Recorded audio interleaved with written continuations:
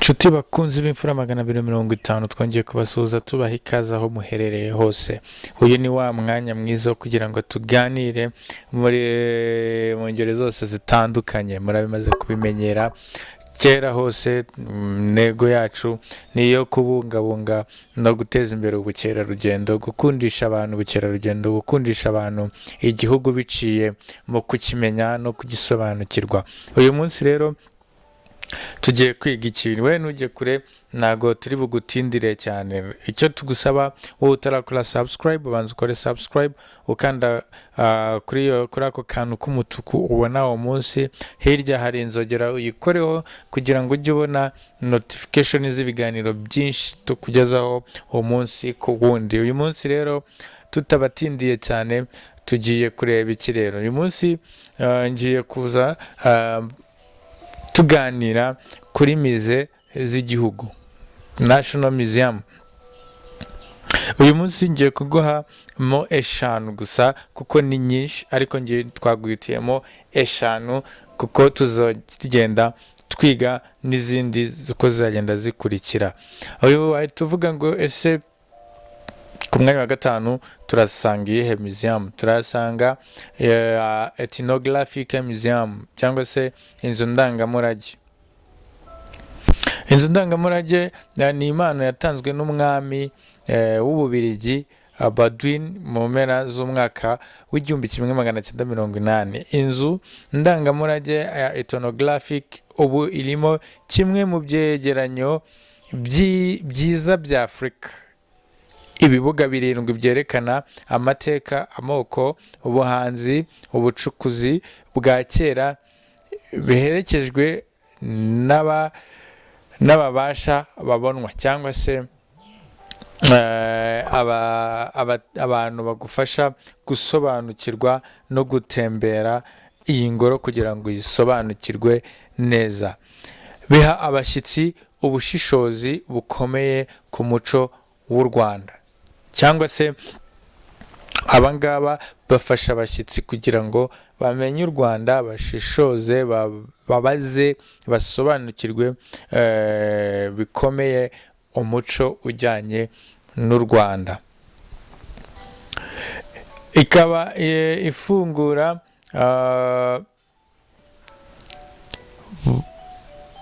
buri munsi guhera saa 2 za mu gitondo kugeza saa 12 z'umugoroba. Ikaba kandi bafunga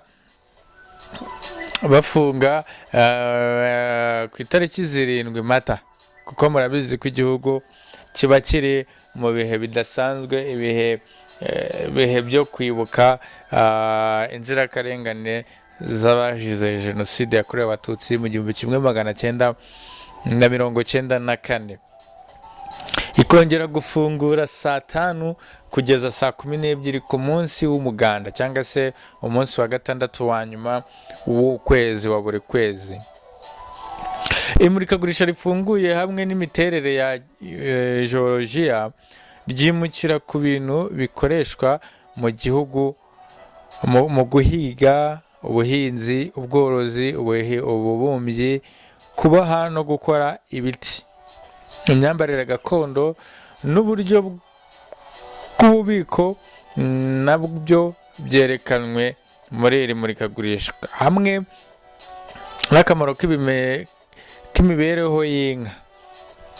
Abakomoka ku bushyo bwa cyami barashobora kuboneka. Abakomoka ku bushyo bwa cyami barashobora kuboneka kugeza uyu munsi ku ngoro y'umwami iri hafi ya Nyanza.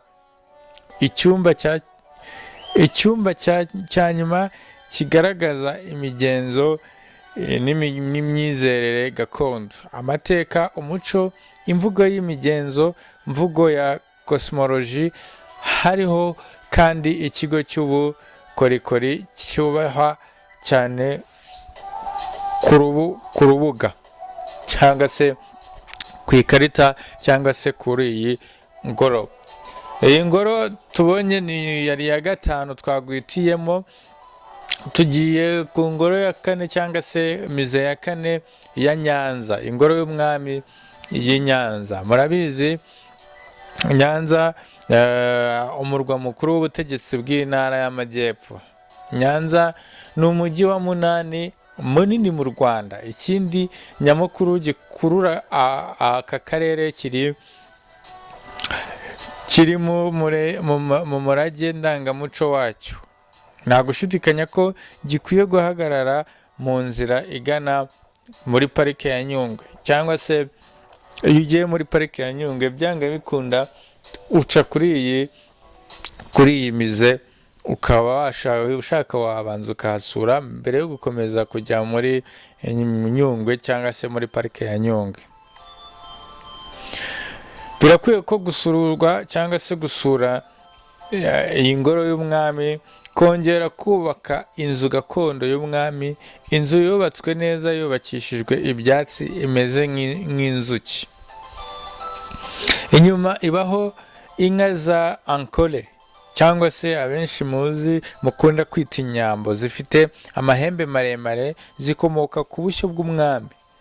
Abarinzi bazo bakitonda bakabaririmbira, cyangwa se abashumba b'izi nyambo baraziririmbira, namwe bakabaririmbira, mukaryoherwa no kuba mwasuye izi nyambo z'amahembe maremare. Kera abami bo mu Rwanda bagendaga cyane bagenda hagati y'imiturire myinshi ikwirakwijwe n'ubwami, ariko mu mpera z'ikinyejana cya 19 ubukoloni bugenda bwiyongera, bwashoboraga guhungabanya ubutware bw'ikamba. Mu rwego rwo guhangana n'ibi, umwami Musinga Yuhi wa gatanu yagize Nyanza umurwa mukuru wa mbere w'umwami uhoraho mu Rwanda mu 1899, kandi ukomeza uwo mwanya kugeza igihe igihugu kibaye repubulika mu 1962.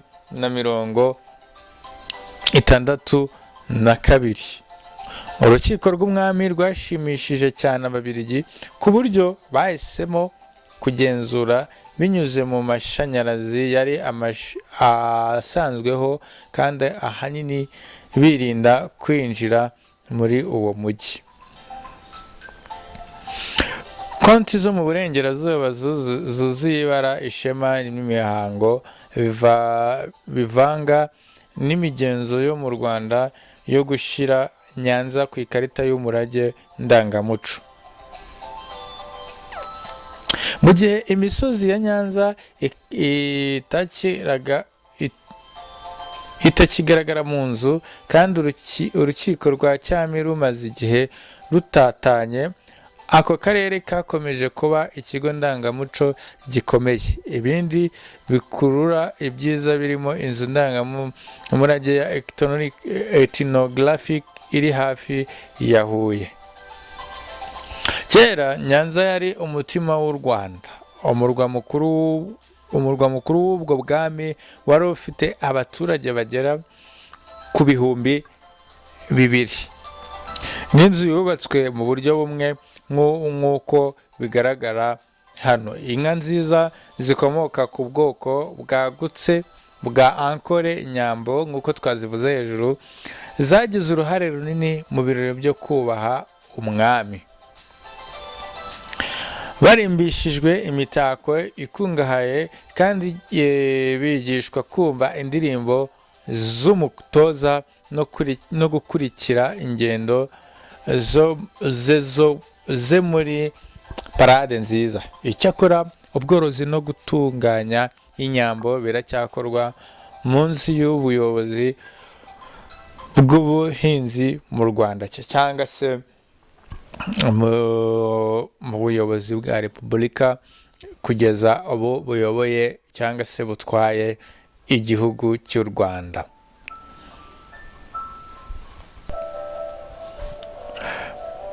Dukomeje twihuta cyane, turacyari kuri mize zigize igihugu cyacu. Twavuze ko uyu munsi tuguha 5, tumaze kuguha ebyiri. Twahereye ku ya gatanu tumanuka ku ya kane, ubu tugiye ku ya gatatu. Cyangwa se mize ya gatatu tugiye kukuganira ni inzu ndangamurage ya Richard Kandt cyangwa se Kandt House Museum. Richard Kandt yari guverineri wa mbere w'abakoloni b'u Rwanda mu izina ry'Ubudage kugeza mu ntangiriro y'igihumbi kimwe magana cyenda. Kugeza ubu inzu ndangamurage ya Kandt i Kigali igizwe n'ibice bitatu by'ingenzi. Igice cya mbere cyerekana ubuzima bw'u Rwanda mu bice byose, imibereho, ubukungu na politiki mbere y'ubukoloni. Igice cya kabiri gikurikirana uburambe bw'abaturage bo mu Rwanda mu gihe cy'abakoloni nyuma y'inama yabereye i Berlin mu 1884. Abadage bategetse u Rwanda kugeza mu 1916 igihe Ababiligi batangiraga munsi ya manda y'urwango w'ibihugu nyuma y'intambara ya mbere y'isi yose. Ubuzima bwa Richard Kandt n'ibikorwa bye mu Rwanda biravugwamo hano. Igice cya gatatu gikubiyemo amateka ya Kigali mbere, mu gihe na nyuma y'ubukoloni. Kigali yagizwe umurwa mukuru nyuma y'ubwigenge mu 1962. Ariko ahangaha twababwira ko Richard Kandt nubwo tuzagera igihe tukamuganiraho byimbitse, hano twakubwiramo bikeya. Yari umusirikare woherejwe n'Abadage. Muri iyi mize harimo ibisigazwa byinshi cyane, cyangwa se ibisigazwa by'indege cyangwa ibikoresho byakoreshejwe mu ntambara y'isi. Harimo byinshi cyane. Twakwiye ko Richard Kandt yaje ari we muntu wahimbye cyangwa se wabonye uruzi rwa Nili muri Nyungwe. Ni byinshi cyane kuri Richard Kandt tuzagenda tukugezaho uko ibihe bizagenda bikomeza biza.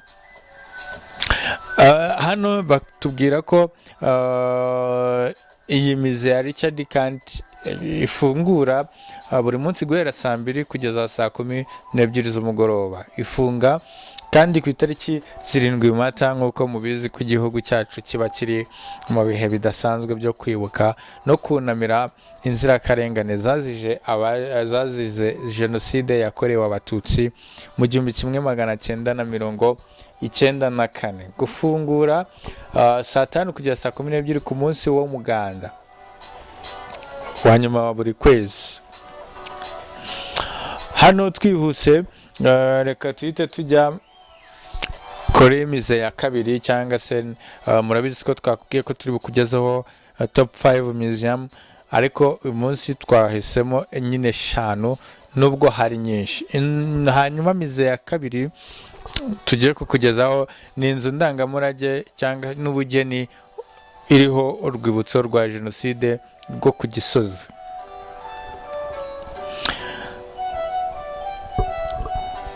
Hano iyi mize iherereye ku Gisozi, ikaba ari mize yashyiriweho cyangwa se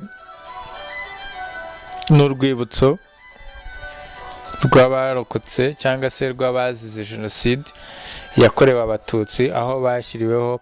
Reka twumve byinshi kuri ibyo. Abaturage b'u Rwanda bemera amahoro n'ubwiyunge, biyemeje kurwanya ingengabitekerezo ya jenoside. Inzibutso zabonetse mu gihugu hose zirimo gutanga ubuhamya bwo kwibuka jenoside yakorewe Abatutsi ndetse n'abaturage bahasize ubuzima bwabo. Hatangijwe ku isabukuru y'imyaka 10 jenoside yabaye mu Rwanda urwibutso rwa jenoside rwa Kigali ku Gisozi, niho hashyinguye abahohotewe cyangwa se abazize jenoside yakorewe abatutsi bagera ku bihumbi 25. Uru rwibutso kandi rugira uruhare mu kwigisha uburyo jenoside yakorewe abatutsi yakozwe, igategurwa igashyirwa no mu bikorwa, kandi risuzuma jenoside mu kinyejana cya 20. Urukuta rw'amazina rweguriwe abapfuye cyangwa se inzirakarengane, kandi n'ubu umurimo uracyakomeza. Amazina menshi y'abahohotewe narakusanyirizwa hamwe ngo yandikwe,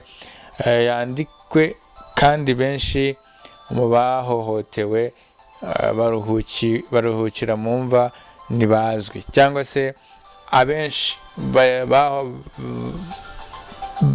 bishwe rw'agashinyaguro baruhukiye muri izi mva zo ku Gisozi. Abenshi ntago bazwi, ntibarabona ba nyirabo ngo bavuge amazina yabo, babandike ku rukuta rwabigenewe rw'amazina yabo. Ubusitani bw'urwibutso butanga umwanya wo gutekereza bucece ku mateka ya jenoside yakorewe abatutsi. Bemerera abashyitsi gutekereza uburyo twese dufite inshingano zacu zo gukumira ivangura n'ubugizi bwa nabi. Ikigo kandi gitanga inkunga ku barokotse, cyane cyane imfubyi n'abapfakazi. Mu gihe urwibutso runini ruri i Kigali, jenoside yakozwe mu mpande zose z'u Rwanda. Hanze y'urwibutso nyamukuru Kigali, zimwe mu nzibutso zirimo inkambi ya Kigali, urwibutso inzu ndangamurage ntoya iherereye ahabereye ubwicanyi bwakorewe abasirikare 10 b'Ababiligi. Jenoside itangiye, ingabo ziyobowe na General Dallaire boherejwe kurinda inzu ya Minisitiri w'Intebe Agathe Uwiringiyimana. Igihe jenoside yatangiraga, abasirikare barinda perezida bateye urugo, bambura intwara Ababiligi, babajyana muri Camp Kigali, ari naho babiciye. Dore ko Camp Kigali naho hari indimizi, ariko ntago ko twavuze ntago zose turi buzivugeho uyu munsi. Inkingi 10 z'amabuye zibuka abasirikare 10 bishwe. Urwibutso rwa jenoside rufungura buri munsi guhera saa 2 kugeza saa 11. Ni amafaranga yo kwinjira ahangaha basaba. Twihuse reka dukomeze tujye kuri mize ya mbere muri mize 5 nk'uko twavuze uyu munsi twaguteguriye. Inzu ndangamurage y'ibidukikije cyangwa se Museum of Environment. Iyi nzu ndangamurage y'ibidukikije ikorera hafi y'ikiyaga cya Kivu mu ntara y'Uburengerazuba. Ifite amagorofa 2 hamwe n'ubusitani bw'imiti gakondo ku gisenge. Ubwa mbere mu bwoko bwayo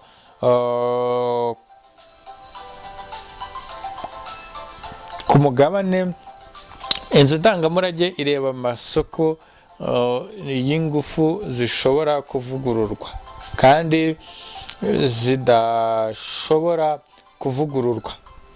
Hashyizweho n'inkiko n'ikigo cyigisha abashyitsi bacu benshi muri bo. Intego yacyo ni ugufasha abantu kumva no kubungabunga ibidukikije no kwemeza iterambere rirambye kandi koko rirambye. Inzu ndangamurage y'ibidukikije ni imwe mu ngoro ndangamurage 8 zigize ikigo cy'ingoro z'umurage w'u Rwanda.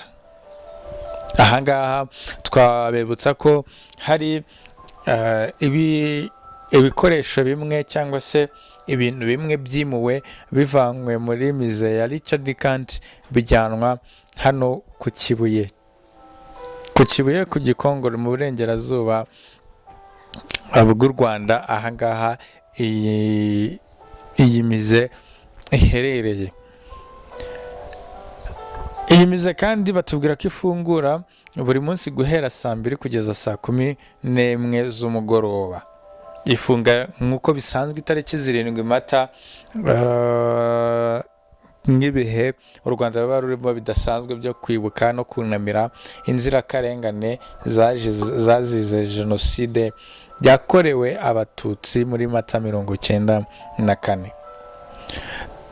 Gufungura saa 5 kugeza saa 11 z'umugoroba ku munsi w'umuganda wa nyuma cyangwa se umunsi wa gatandatu wa nyuma w'umuganda.